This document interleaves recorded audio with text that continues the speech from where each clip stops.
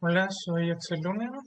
Este, Voy a explicar primero la teoría básica de las ecuaciones de Maxwell, la ecuación de calor y la ecuación de Schrödinger, para después resolver algunos ejemplos mediante un método numérico que es el método de Crank-Nicolson.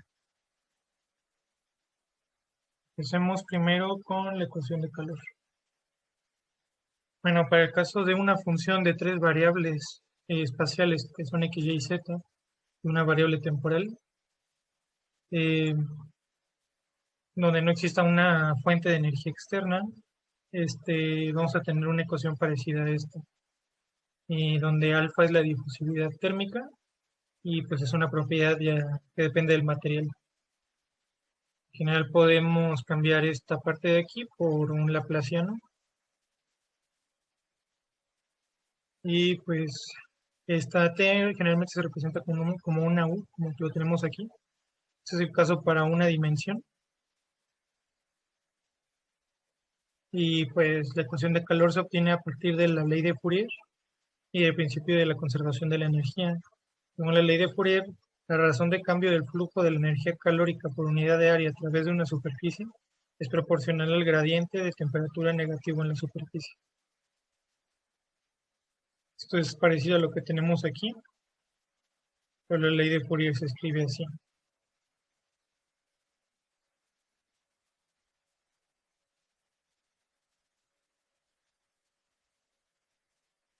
Y pues K es la conductividad térmica, el, el alfa de aquí arriba, y pues U es la temperatura del sistema que queremos medir.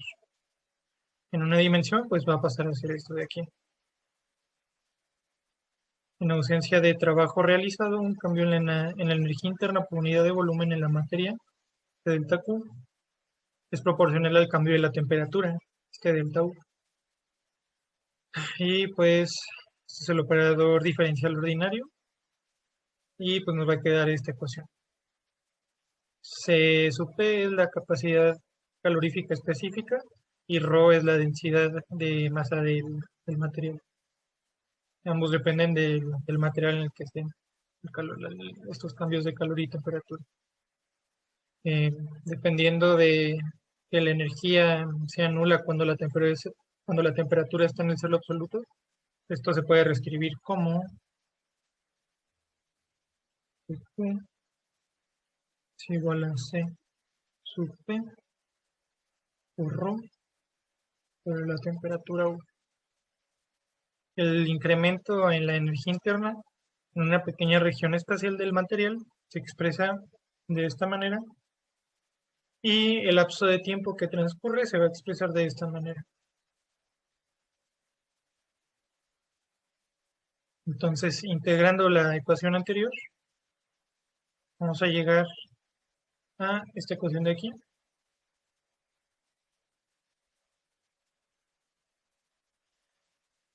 Y pues utilizando el teorema fundamental del cálculo, si no hay trabajo realizado y no hay fuentes de calor, pues como ya dijimos, el cambio en la energía interna en el intervalo este de aquí va a quedar completamente definido por el flujo de calor que atraviesa los contornos. Y pues según la ley de Fourier, vamos a obtener esto.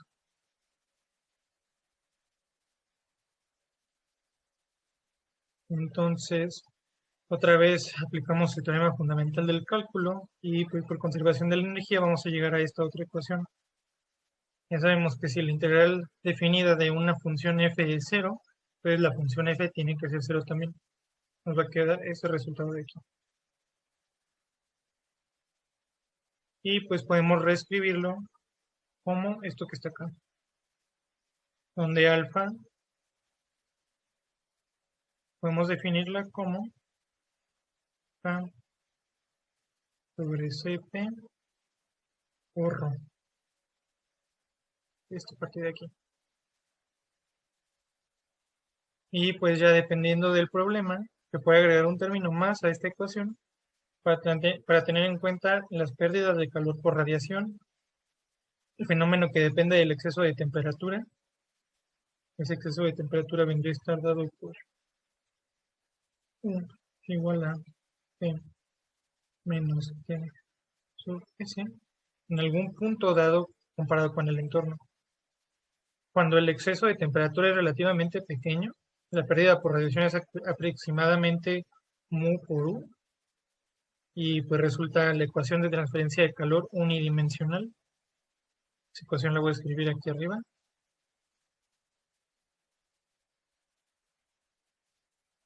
Esto va a ser igual a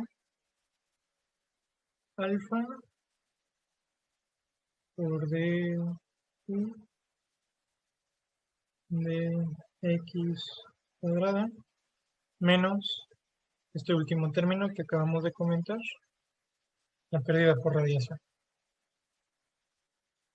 Y pues cuando el exceso de temperatura es pues ya significativo, según la ley de Stefan Boltzmann, esta U va a ir cambiando su exponente a, bueno, ya dependiendo de qué tan significativo sea.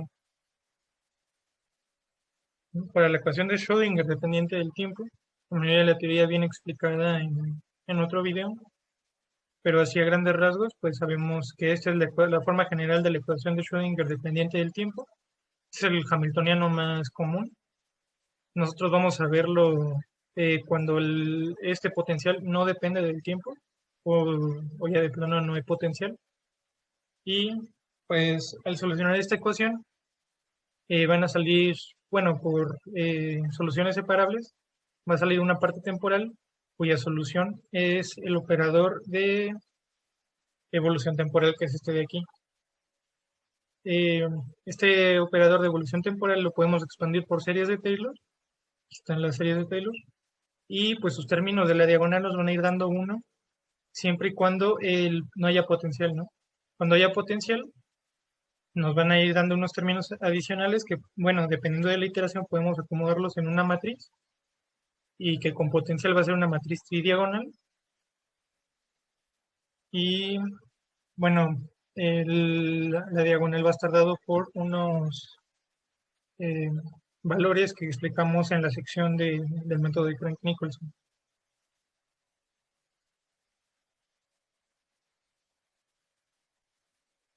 Finalmente voy a explicar la teoría básica sobre las leyes de Maxwell. Eso lo va a consistir en cuáles son y consiste.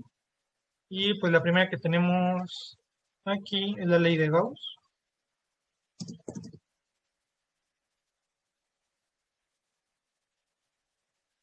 Esta de aquí.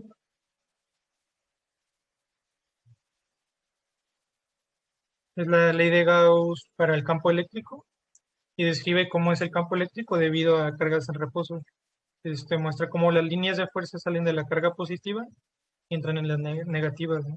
Esta ley lo que nos dice es que el flujo eléctrico a través de una superficie cerrada es proporcional a la densidad de carga que hay en el interior de la superficie. La ley de Gauss para el campo magnético es esta otra de acá.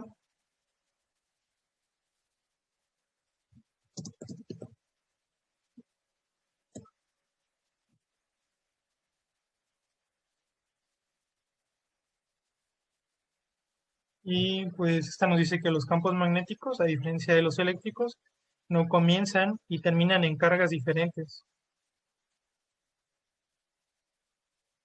Ese, ese cero lo que no quiere decir es que pues no pueden existir monopolos magnéticos. Como, bueno, por ejemplo, un imán que solo tenga un polo magnético. La siguiente ley es la ley de Ampere.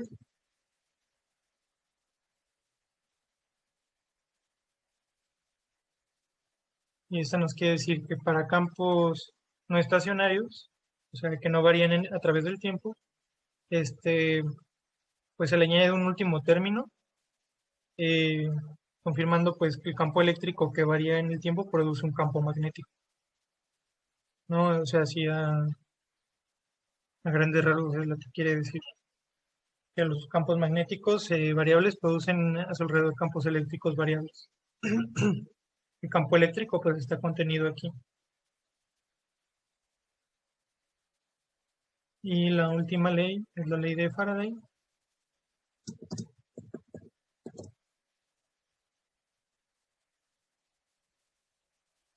Eh, Esta cuarta ecuación eh, establece que la Fm inducida en un circuito cerrado es directamente proporcional a la rapidez con que cambia en el tiempo el flujo magnético. Aquí está el término del cambio en el flujo magnético en el tiempo y pues se produce un campo eléctrico.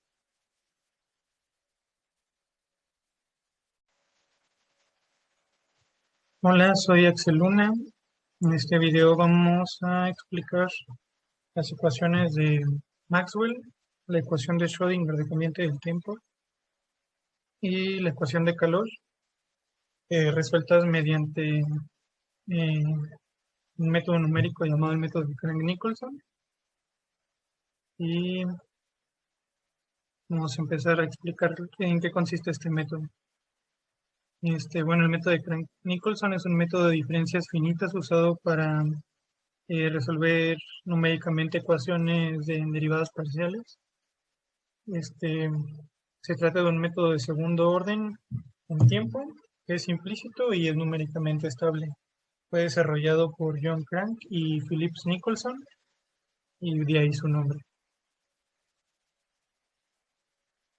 Este, para este método partimos del método de Euler y de implícito y explícito, que son estos de aquí. Este es el tipo de ecuación que puede resolver el método, una ecuación de derivadas parciales y temporales, espaciales y temporales. Y pues se basa en diferencias centrales para resolver estas temporadas espaciales y regla del trapecio para resolver la derivada temporal, resultando en un método que converge, es un método de segundo orden en el tiempo, y pues este es el ejemplo de una dimensión. La ecuación para el método de Crank-Nicolson es una combinación de estos dos. Este, pero pues sin embargo el método en sí no es simple. La medida de estos dos métodos, eh, la ecuación depende implícitamente de la solución. Es un método eh, que se requiere de una solución anterior para obtener una solución actual y de ahí sacaron una nueva solución. Este es el método ya de Nicholson.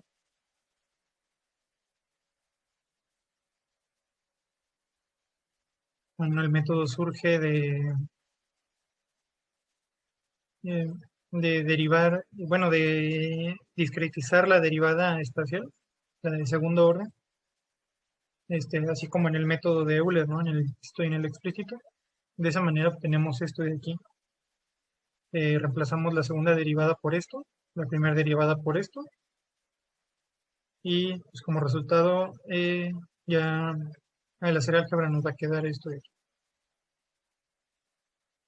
Podemos reemplazar las constantes como 2c por h por 2h barra cuadrada o c medios por alfa y beta y simplificar esta ecuación a esta de aquí abajo.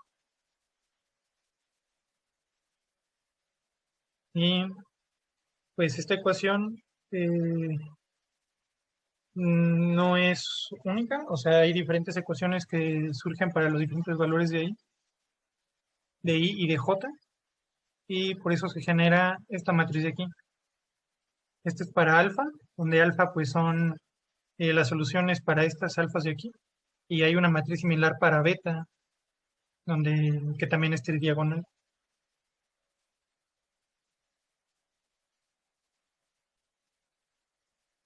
Primero vamos a explicar cómo se resuelve la ecuación de Schrödinger dependiente del tiempo para una partícula encerrada en una caja unidimensional sin un potencial.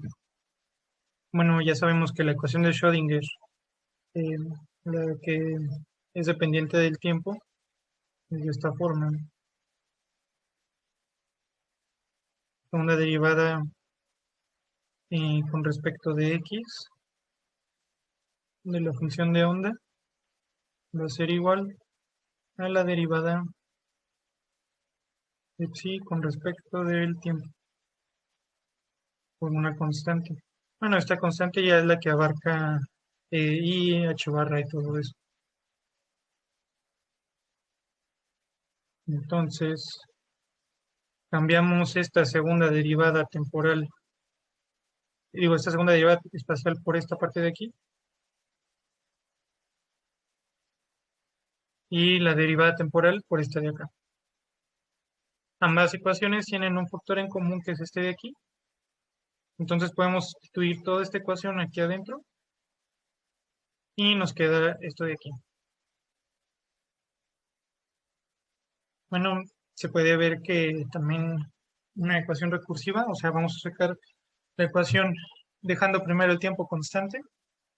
Entonces vamos a sacarla para una cierta posición y luego de ahí vamos a poder sacar la siguiente y así sucesivamente. Por eso nos va a quedar un vector como este, un vector con las soluciones. Y estas son las soluciones solo espaciales, ¿no? Dejando el tiempo constante de momento. Y para cambiar ese tiempo, o sea, para ir sacando la solución para un instante de tiempo, para el instante de tiempo siguiente, usamos esta ecuación de aquí. Bueno, como vimos en clase, a la función de onda, al expandirla por una serie de Taylor, nos va a quedar eh, una, un conjunto de valores que se pueden acomodar dentro de una matriz tridiagonal. Y esos valores para la diagonal de A y de B van a estar dados por estos de aquí. Y las otras dos valores de la matriz diagonal para la matriz A van a estar dados por esta. Y para la matriz B van a estar dados por esta otra parte.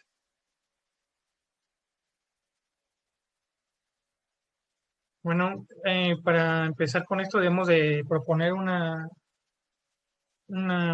ecuación de Schrödinger, una función de onda para la posición y tiempo iniciales, ¿no? Nosotros proponemos esta de aquí y el resultado es este de aquí.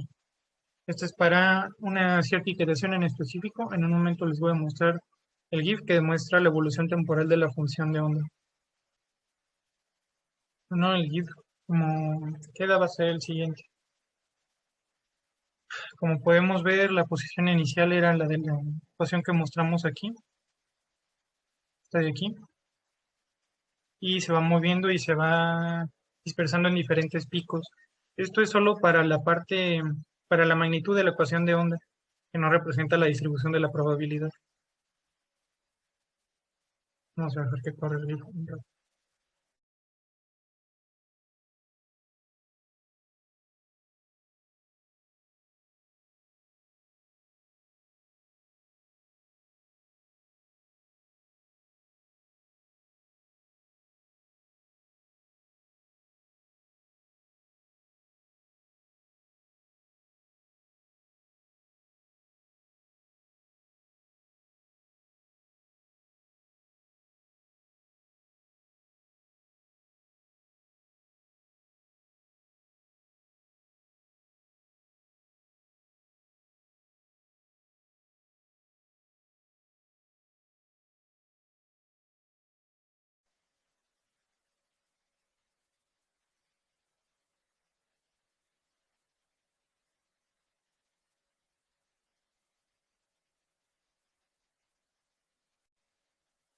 No, bueno, como les estaba diciendo, esta es eh, esta ya es la distribución de probabilidad de la posición de la partícula en la caja. La función no está normalizada, eh, pero pues aquí está su evolución temporal, es la de esta función de aquí. Y pues como podemos ver, se va propagando porque pues el operador de momento de evolución temporal hace que la gráfica inicial de la distribución de probabilidad se vaya propagando según el signo que ponemos. Y no solo eso, también hace que se vaya distribuyendo.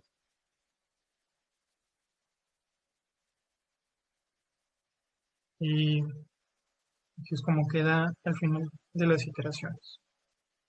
Bueno, ahora vamos a hablar de una partícula sujeta a un potencial independiente del tiempo y también vamos a resolverlo por el mismo método de Cranking. Ya conocemos la ecuación de Schrödinger. eh, para una partícula sujeta a un potencial, la misma, hamiltoniano por sí, es igual a la energía por sí. Y este hamiltoniano, bueno, tiene una parte que es la que es el potencial. Entonces, la parte de la energía cinética ya sabemos que nos va a traer una doble temporada, una doble derivada espacial.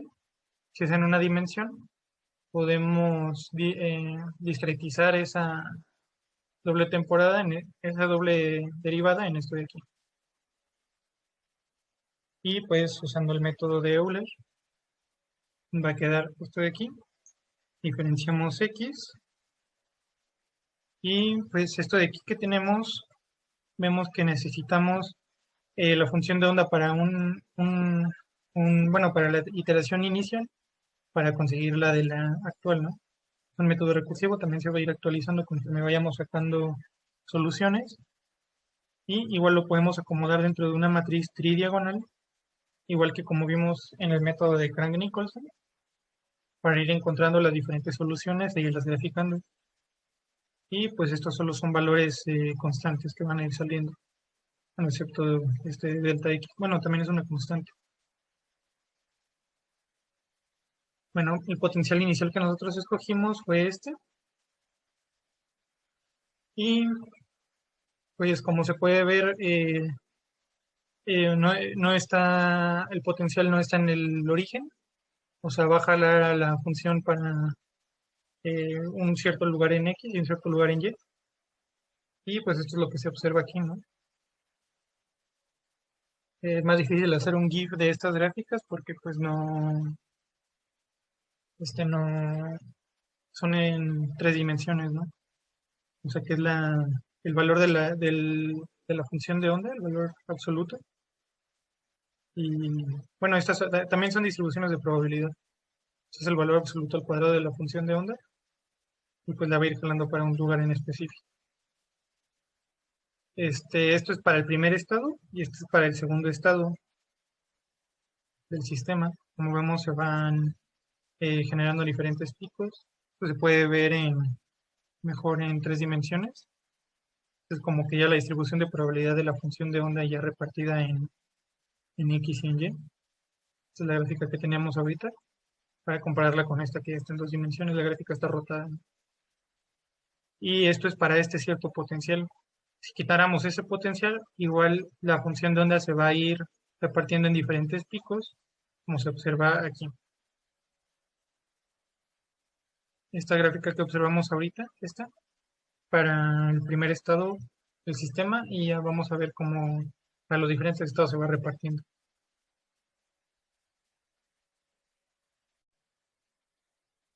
Bueno, primero vamos a resolver numéricamente la primera ecuación de Maxwell para una esfera y un cilindro cargados uniformemente. Bueno, para determinar el valor de la intensidad del campo eléctrico en cada punto eh, R, digamos que está una esfera cargada uniformemente y queremos medirla nosotros en un punto, una distancia R. Este, usamos el teorema de Gauss y la definición de flujo eléctrico sobre una superficie cerrada. Sea una esfera de radio R mayúscula, está cargada uniformemente. Al encontrarse en equilibrio electrostático, ubica su exceso de carga en su superficie.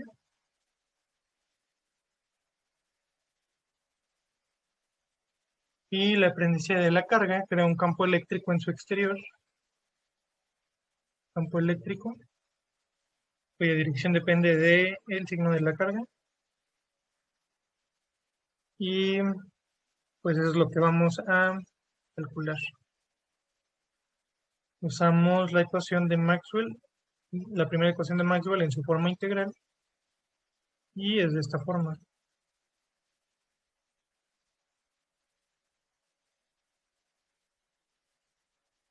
La integral cerrada del campo eléctrico en una superficie va a darnos la carga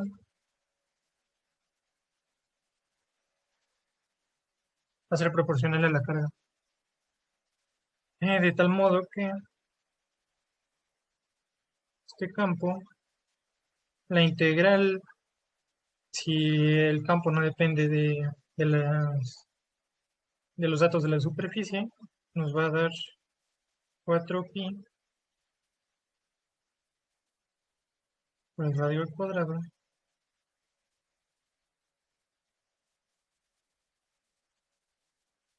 por q sobre epsilon 0. Y despejamos el campo de aquí y nos va a quedar la carga sobre 4pi epsilon 0 por el radio al cuadrado en la dirección radial. Esto es el resultado teórico que nos debe de quedar, ¿no? Si aplicamos la primera ley de Maxwell para obtener el flujo eléctrico de la superficie cargada e integramos mediante el método del trapecio esta integral de aquí, mediante el método del trapecio o el de Simpson, o sea, ambos se pueden utilizar. Los valores de la carga sobre la permeabilidad eléctrica del vacío que vamos a obtener, bueno, estos valores ya los vamos a tener. Los valores que vamos a tener para el campo eléctrico van a ser los que van a mostrar en la siguiente gráfica. Bueno, el método que se usó fue aplicar la integración primero a la sección de carga encerrada, ¿no? O sea, antes de que llegue, aquí consideramos que el radio de la esfera es de 5. Y como vemos, esta parte de aquí es el campo eléctrico en el interior de la carga. Como podemos ver, va a ir subiendo. Y después del radio de la esfera, volvemos a integrar porque ahora es una función diferente. Bueno, los parámetros que usamos fue que la carga fue de 4 por 10 a la menos 6 coulombs. Y el radio de la esfera fue de 5 metros.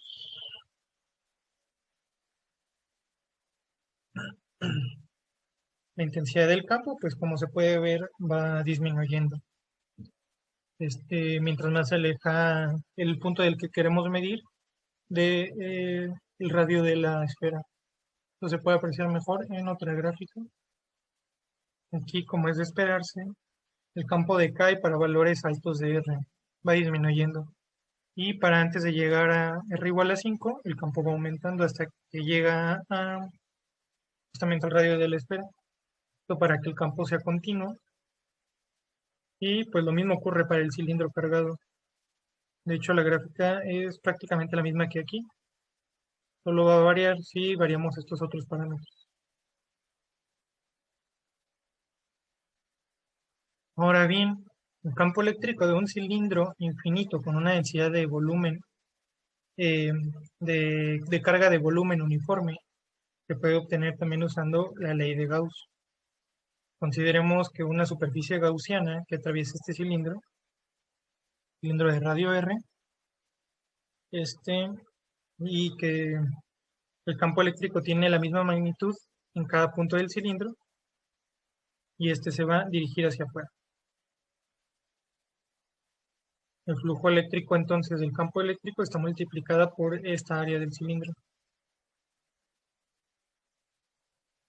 Y la carga ahora va a estar dada por lambda. Entonces, es el mismo procedimiento que para un cilindro cargado. Vamos a tener 2pi rl. Y aquí sustituimos la carga por la densidad de carga.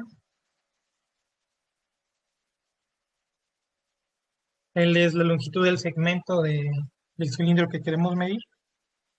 Y entonces el campo eléctrico nos va a quedar como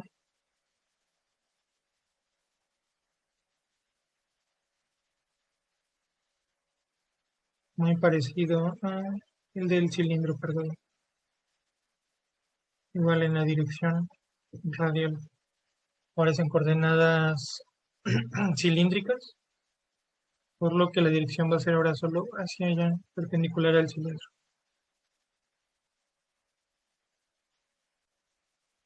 Los parámetros que usamos para este problema son los mismos que para el problema de la esfera cargada. Estos de aquí. Y pues podemos observar aquí las líneas del campo magnético y la dirección de la corriente. Como se puede ver, son perpendiculares, como aplicando la ley de la mano derecha. Eh, Esto de aquí es el pulgar y esto de aquí nos da la dirección de los dedos. Y esto resulta también de aplicar la ley de Gauss para el campo magnético. Ahora vamos a explicar el caso específico para un campo magnético que oscila en el tiempo y su resultado numérico. Bueno, pues como nos dice bien la ley de Faraday, si tenemos si tenemos un campo magnético que varía en el tiempo, este va a generar una corriente y esta va a generar un campo eléctrico. Igual puede pasar al revés, ¿no? Bueno, suponiendo que tenemos un campo magnético de esta forma, el campo magnético sea una constante por el coseno de omega t, para que sea un campo magnético que oscile en el tiempo, en la dirección z, entonces se va a generar un campo eléctrico perpendicular a este campo magnético. Vamos a, esta constante B0 va a ser newtons metros sobre amperio y la frecuencia con la que oscila va a ser de 1.4 segundos a la -1. Y vamos a tratar de medir el campo eléctrico, de calcularlo, una distancia de r igual a 5 del origen. Bueno, este campo magnético, que es este que está en azul bajito, no va a generar un campo eléctrico que sea constante o que no varíe, sino que va a generar otro que también oscila en el tiempo, ¿no? Un campo eléctrico que también es oscilante en el tiempo, que incluso pareciera que tiene la misma frecuencia. Entonces, si aplicamos la ley de Ampère, obtenemos el mismo campo magnético que teníamos en un principio, ¿no? Si le aplicamos la ley de Ampère a este campo eléctrico. Las direcciones de ambos campos es lo que va a variar. Van a ser perpendiculares uno del otro y eso es lo que vamos a mostrar a continuación. Y aquí, como podemos ver, la dirección de los campos es perpendicular, ¿no? Una tiene una dirección en radial, que es el campo magnético, y la otra la tiene angular en phi, ¿no? Que es el campo eléctrico. La interpretación física de estas cuatro ecuaciones de Maxwell, pues se pudo comprobar resolviendo las ecuaciones de una manera numérica y pues graficando los resultados para confirmar bueno, en este caso que son perpendiculares, en otros casos que el campo va a ir decayendo con la distancia, o sea, igual como predice la teoría.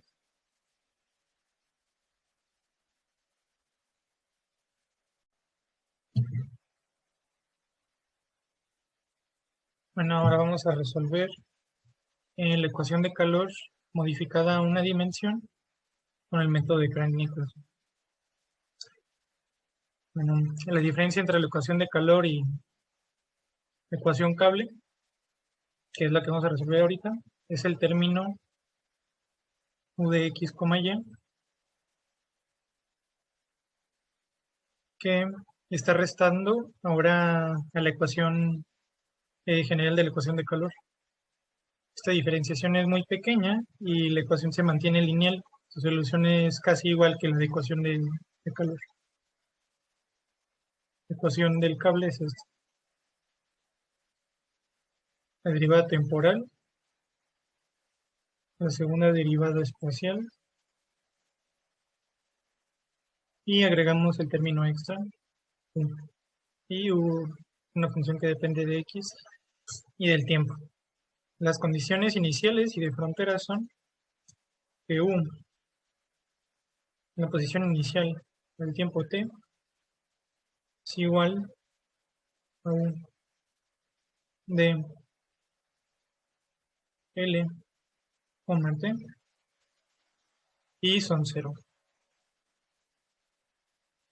Son las de frontera, y la condición inicial es que un de x, 0 es el seno al cuadrado de 2pi x. Y usamos el método de separación de variables para resolverlo analíticamente.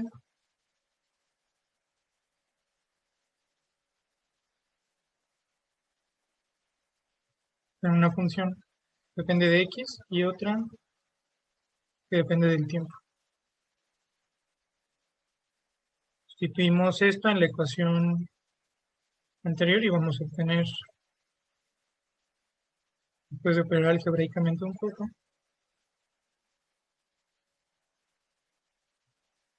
una ecuación que depende de un lado únicamente del tiempo,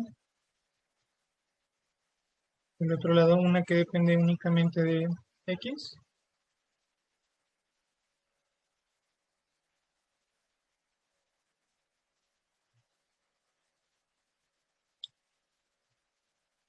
y menos 1, y como de un lado solo depende de x y del otro solo depende de t, para que esto se cumpla debe de ser igual a una constante que nombraremos alfa.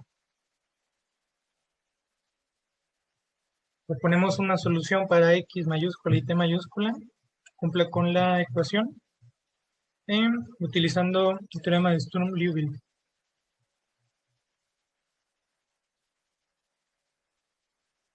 Esto es x.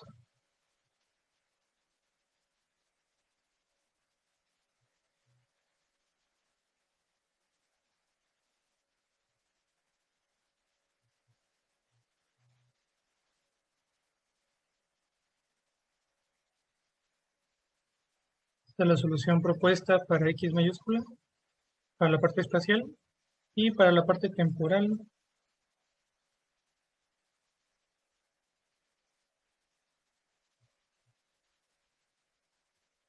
ponemos una exponencial.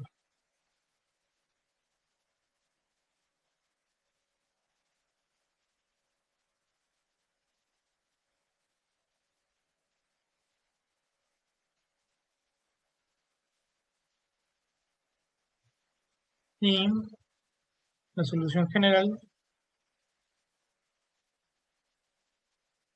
va a ser la suma de todas las posibles soluciones.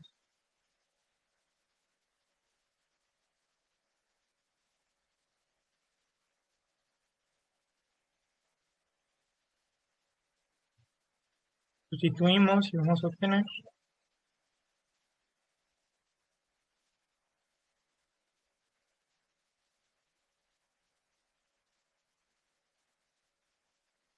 la suma de todas las posibles soluciones que van desde n igual a 1 hasta infinito, de una constante n por la parte espacial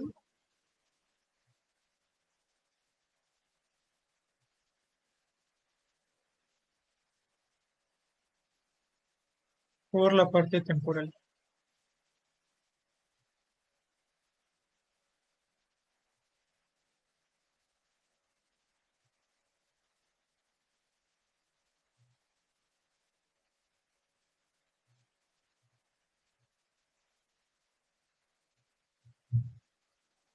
Y para encontrar estos coeficientes Cn, aplicamos la primera condición, la condición inicial, que dice que u de x, 0 igual a el seno cuadrado de 2pi x. La ecuación anterior es una serie de Fourier de medio rango, en específico una serie seno de Fourier, por lo que sus coeficientes van a estar dados por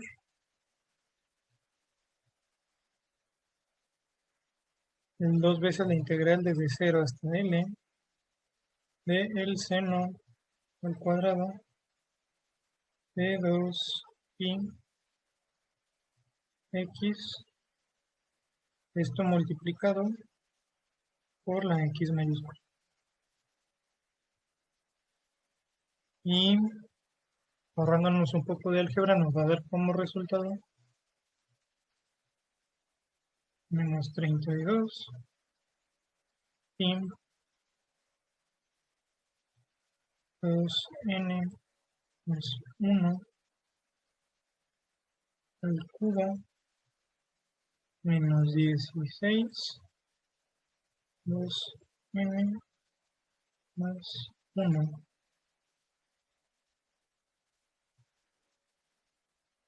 Entonces la solución general será u igual a 32 sobre pi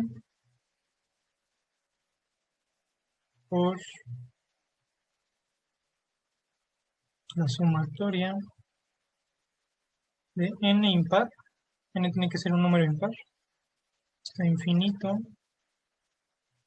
del seno de n pi x dividido entre 16n menos n cúbica por la parte temporal, que es la exponencial. Para resolver la ecuación diferencial numéricamente, se comienza dividiendo la recta que es como digamos el cable en intervalos igualmente separados y pues para generar un mallado, utilizando una aproximación de los términos de la ecuación diferencial. Entonces ahora la parte de la derivada temporal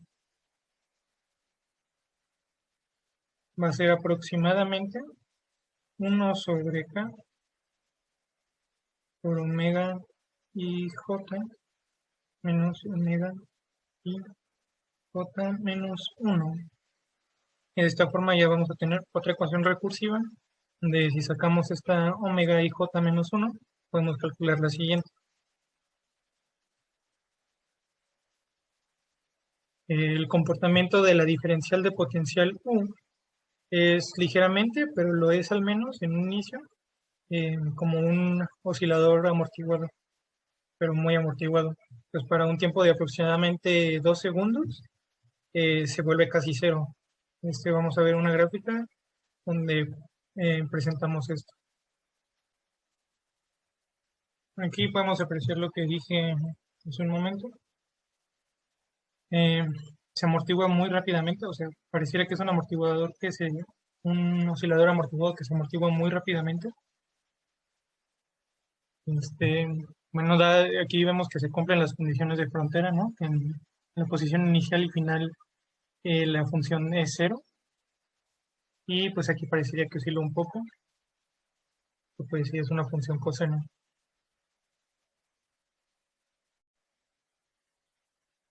Finalmente, voy a explicar cómo se hizo el código del cual se generaron las gráficas que se mostraron anteriormente.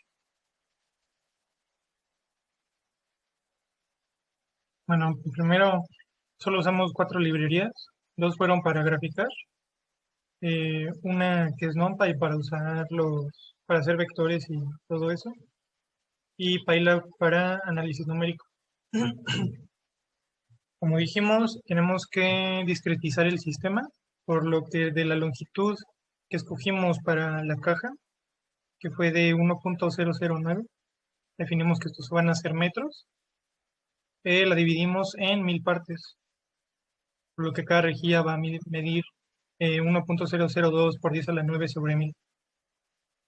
Para cada instante de tiempo definimos una unidad de tiempo como 2 por 10 a la menos 18 y también definimos que van a ser segundos. La masa la definimos en kilogramos y es de 3.109 por 10 a la menos 31. Y pues la constante de Planck ya está definida. Primero generamos la función de onda para el estado inicial. Generamos como una matriz de n más 1 elementos, que es compleja.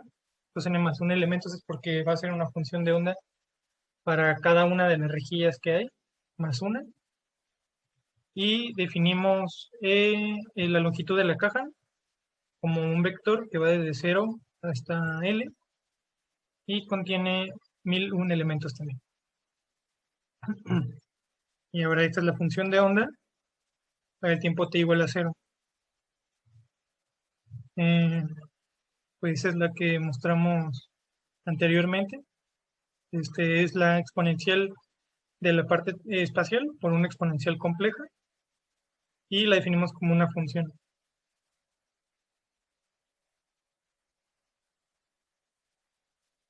Vamos a borrar. Luego, para los elementos de la matriz tridiagonal, estos van a ser constantes y también ya los habíamos definido. Eh,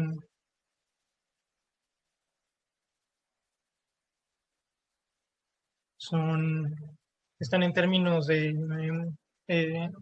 una variación en el tiempo y una variación en el espacio. También incluyen la masa, la constante de Planck y esta parte de aquí es la parte compleja.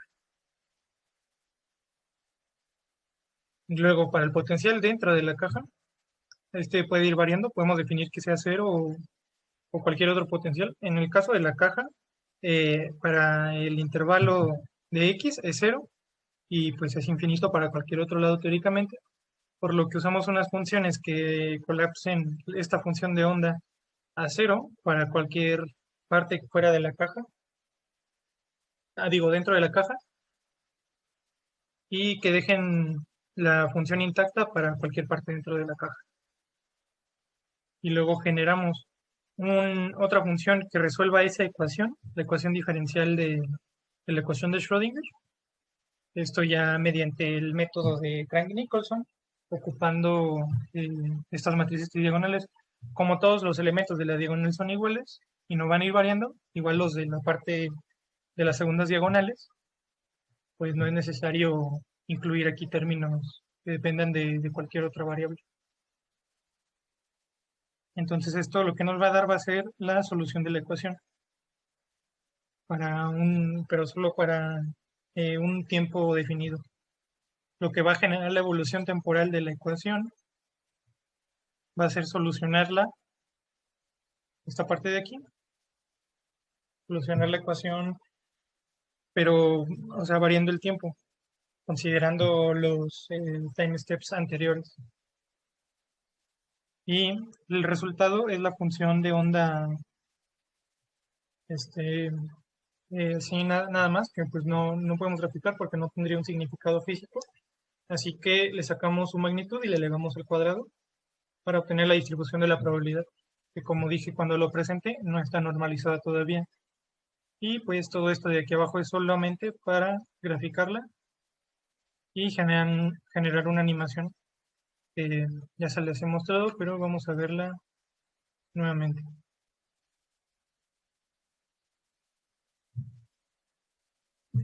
Bueno, esta ecuación, esta función que se genera, ya vimos que pues se va a ir propagando para la derecha al principio y luego se va a regresar.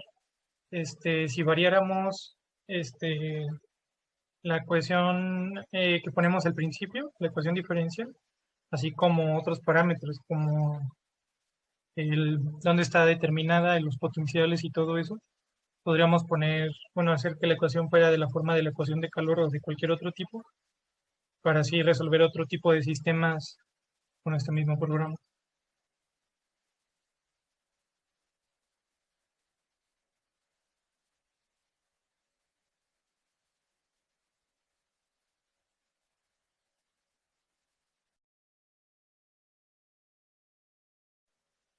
Y bueno, pues esto ya es todo sobre el proyecto que abarca las ecuaciones de Maxwell, la ecuación de Schrödinger y la ecuación de calor resueltas mediante el método de Crank-Nicolson.